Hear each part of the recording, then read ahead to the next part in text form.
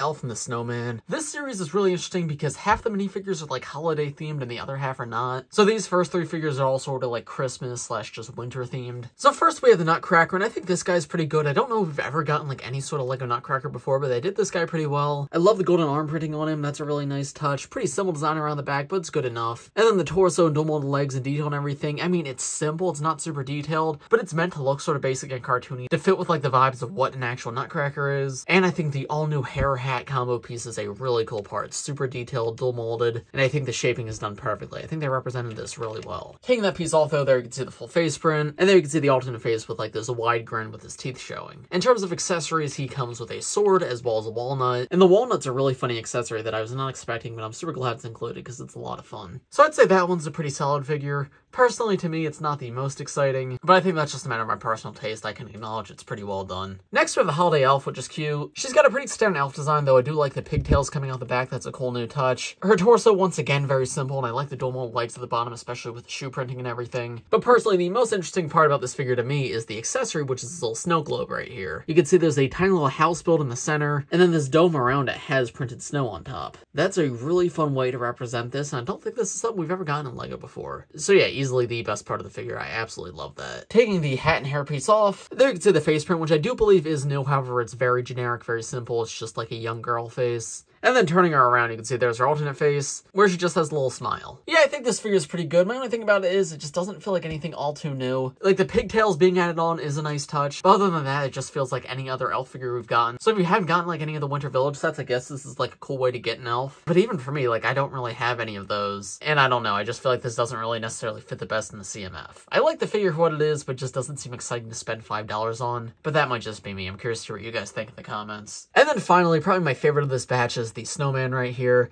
This guy is so goofy. The best part about him is that new headpiece. He's also got a new carrot piece coming out as the nose. That's actually not the Unikitty horn piece. That is an all new piece. And you can see I can actually remove that. And there's how that looks. Very similar to the unicorn horn, just with some slightly different shapes. But it is still a rubber piece. It's just a little bit shorter. There's how the Snowman looks with the carrot removed. You can see it's quite funny. And actually, you may notice it looks like there's something behind that head. That's because this isn't a custom molded head. This is actually like a hat attachment. Because you can see you can take the Snowman head off, and there's a normal minifigure head underneath. So it's a guy who seems to be sweating in the Snowman costume, and that was completely unexpected, but I honestly love that too. It's just such a fun touch that gives you another way to display this guy if you want.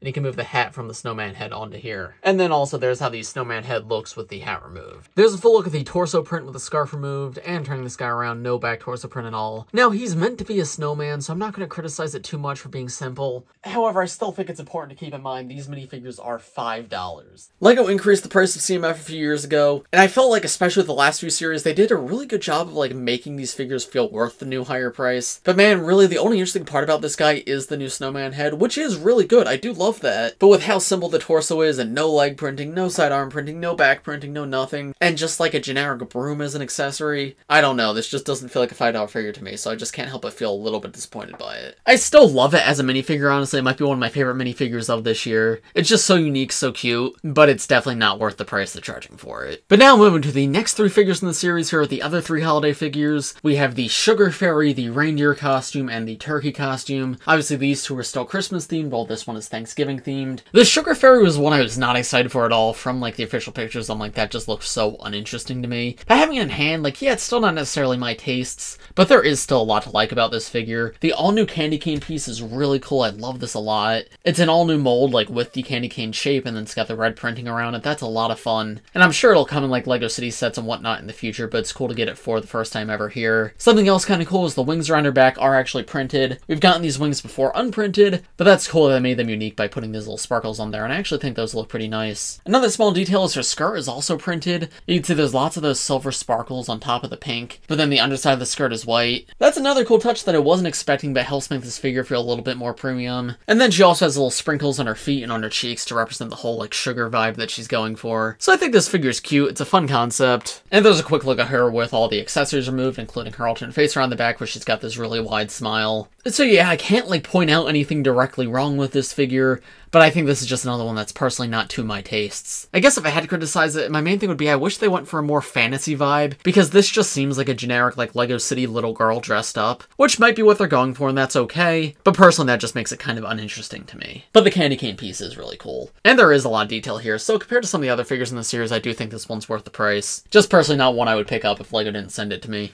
Next we have the Reindeer Costume, and this is just another generic costume suit. I don't have a ton to say about this. One kind of cool thing I wasn't expecting is the horns at the top are actually a separate piece, which is removable. So you can see that's what that part looks like. And actually you can reattach that to any other piece that has a small accessory hole. So for example on the Sugar Fairy's hair. But other than that, it's pretty much generic costume suit. I mean, cool new mold for the reindeer head. And then the torso and legs is about what you'd expect. I like the bell around the neck, I guess. And the accessory of the cookie in the present box is actually pretty cool. The little white tail around the back's a nice touch as well. And there's a look at the alternate face. Something cool I saw pointed out is this is one of the first minifigures that have a gap in their teeth. So that's cool to have like more different appearances represented in LEGO, so more people can make like custom minifigures of themselves. So that is honestly the most interesting part about this figure to me. But yeah, again, costume suits are just another thing that I feel like are kind of overdone, and this one doesn't do anything all too new. So personally, not one that interests me too much. But again, kind of similar to the Nutcracker, I think I might like it more if this came out closer to the holidays. Fun touch, and it's so huge and oversized. That genuinely makes me like this figure a lot, and makes it stand out a lot more compared to like one of these. There's how he looks with that piece removed, which honestly still works pretty decently. But obviously he looks best when he has the tail on. There's a look at his back torso print, where you can see it's just like fluffy feathers. That's all he's got going on both on the front and the back. And something cool about him is I actually think his face print's really good. Very like happy, friendly face on this side. But then on the alternate side, he has this angry face, which I feel like could be useful for custom minifigures and whatnot. Like, it's rare we get CMF that show emotions other than just, like, happy. So that's actually really cool. I think there's a lot of emotion here. I could see that being used on, like, a Ninjago character or something. I like that a lot. Oh, and then he can't actually hold it, but he does come with a pumpkin as an accessory. Not that interesting, but it's alright. So yeah, with these three figures on the whole,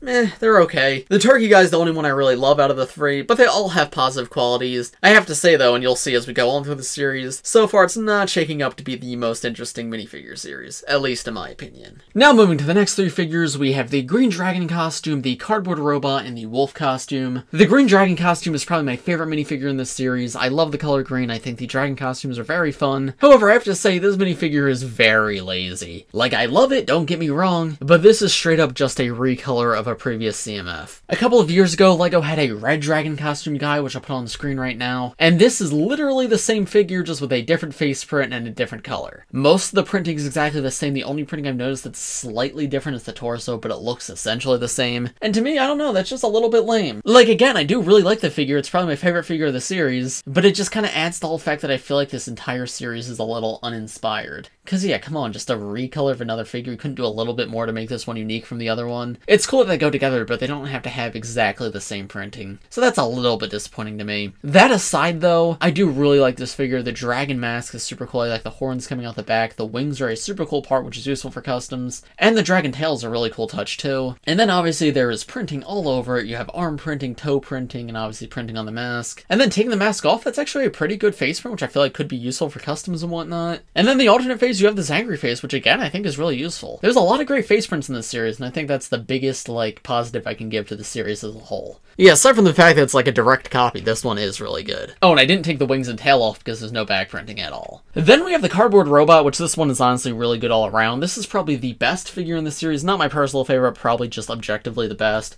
Dual molded legs, dual molded arms, printing on both arms. And it's just really unique. It's meant to be a robot costume made out of cardboard, so I guess it is technically another costume suit. However, it is a very good one. You have studs on the top and on the sides. You want to like customize it more.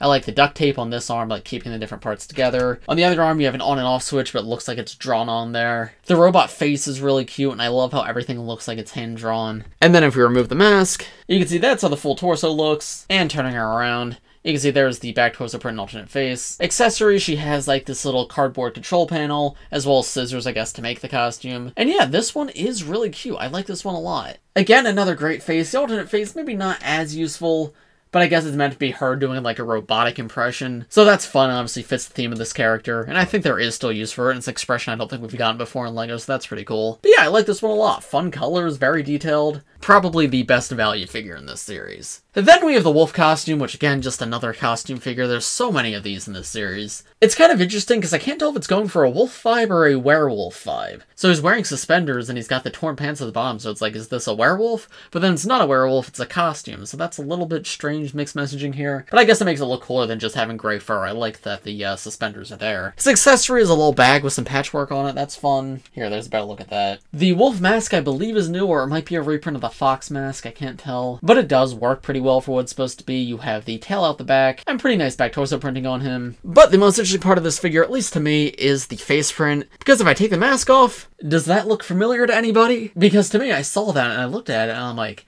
that's Cole. That looks like Cole from Ninjago. So while the eyebrows aren't perfect, they're very similar to Cole's. So if you want to get this figure and use this face for Cole to give him more expressions, you could. Now, I don't know if this expression fits Cole the best, but it's a fun new option to have, and it's honestly what makes me like this figure at all. And then his alternate face has him blowing, which I guess is a reference to the Three Little Pigs story. It would make more sense if there was also a pig costume person in this series as well, but I guess it still works. So yeah, I think these are three of the stronger ones in the series. These two I honestly really like. And the wolf guy, while it isn't for me, is a pretty solid costume suit, and it's more unique than some of the other ones in the series. So I still do like it, but again, it's another one that if LEGO had not sent these to me, I would not be picking it up myself. I like the Colt face though, that's a lot of fun. And then for the final three figures in the series, we have a Knight of the Yellow Castle, the Ferry Captain, and the Popcorn Costume. The Knight of the Yellow Castle is very interesting. I know a lot of people are excited for this one, and it's definitely got a lot going on. This one I'd say is definitely worth the price. You actually get 3 accessories here, but she only has 2 hands, so she can't hold all of them. But my favorite one for sure is like the toy horse head on the stick. That's a toy that obviously I'm sure a lot of people are familiar with, and it's cool to see that translated into LEGO form. And they use like the classic LEGO horse head at the top right here. That's really cute, and I absolutely adore that. By far my favorite part of this figure. But removing that, the third accessory for her is a shield that matches the shield emblem on her torso. And so while this is just supposed to be a little kid dressing up as a knight, you could variously change this to be a proper knight instead. She comes with mid-legs in light gray, which is pretty cool. I don't know if we've gotten them in that color before. And the sword piece I don't think is new, but it's a pretty good one. And then she's got like the knight's helmet, which goes on top of a classic LEGO biker helmet with like the pink feather coming out the top. And this can also be hinged up so you can see her face. And I mean, I think it's a fairly simple knight design. I wish there was maybe a little bit more detail here. Both all the accessories get and everything, and how this is supposed to be a kid in a costume, I still think it is pretty good. Something kind of interesting, if you remove her armor, you could see the torso also has printing on it, and it has that same emblem.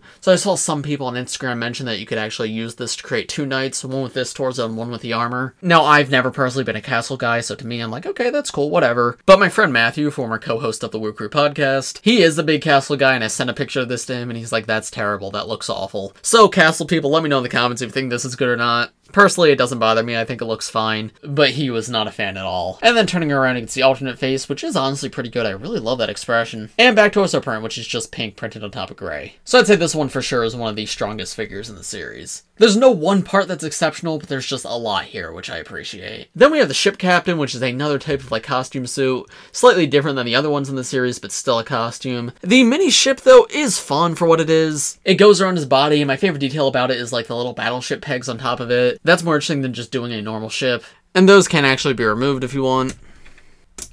There's how the ship looks with them removed. Here, I'll tilt it down a bit so you can see like what the top of the ship looks like. So I mean, it's fun. Personally, I've never seen the appeal of these kind of figures because it's just like, what's the point? Like, where does this fit into a LEGO collection? So it's never been something I'm personally a fan of, but if you do like what these are, I think this one does a pretty good job. Because like the bolt's sculpted pretty well. But something nice about this figure is if you're not a fan of the boat attachment, you can take that off and then you get a fairly nice looking ship captain. No leg printing, which I would have appreciated, and the torso does feel kind of generic. However, I do really appreciate the arm printing because that looks really nice, and I feel like that could be used for more customs and whatnot. And then the hat at the top is really good as well. Decent face print too. Like, I have no complaints about the face print. It just doesn't seem that interesting to me. But that hat and arm printing especially, I think a lot of people will like. And then back printing is very, very simple. So yeah, yet another figure that I feel like is not for me really, but I could see the value in it for some people. And again, compared to some of the other figures in the series, I think this is one of the ones that is more worth the price. And then I saved what is, in my opinion, the worst for last. We have the popcorn costume. Now this is yet another costume figure, which is, yeah, okay, whatever. But here's the thing, that's all it is a costume figure. The new popcorn costume piece does look pretty good, and it does a good job of like representing what it wants to. The thing is, that's all there is to this figure. If you take that off, this guy doesn't even have torso printing. There is a new face print there, which is nice. And there's the alternate face, which is like cool to get, but they both feel pretty generic. But no torso printing at all. Dark red mid-legs are cool, I guess. And then no accessories on this guy either. And that just feels so lame to me. Again, they're charging $5 for these. At the very least, they could have given him a bucket of popcorn to have in his hands. But no, he has no accessories, no torso printing, no leg printing, no arm printing. Just one interesting piece and a new face print. That's all you get for $5 here, essentially. So yeah, easily, in my opinion, the worst figure of the series. Not to say it does popcorn costume bad, but this should be like a $3 figure maximum. The price they're charging for it is absurd. And the fact that they thought that was up to par with the other figures in the series, yeah, I don't think that's fair at all. But that is all 12 minifigures in Collectible Minifigures Series 23. So what are my overall thoughts on this series? Unfortunately, I feel like this is one of the weakest series in a while. I feel like we've really regressed. Like, these don't feel nearly as worth the price as the previous series. And the fact that it's like almost all costume suits. Like, I get some people like costume suits, and that's perfectly fine, but we need more variety in here. And even little things like the knight costume, they could have just done a full-fledged knight. I think people would have liked that a lot more. I also feel like the holiday figures have a weird place in this series.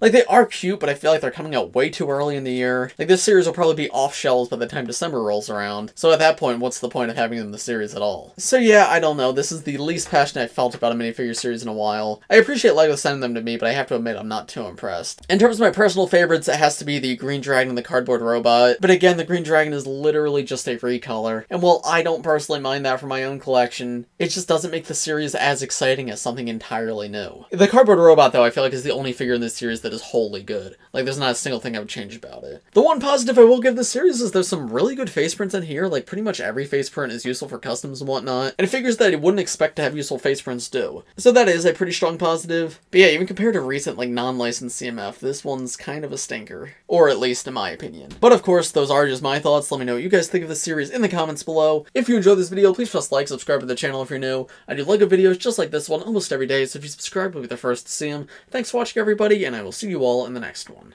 Bye!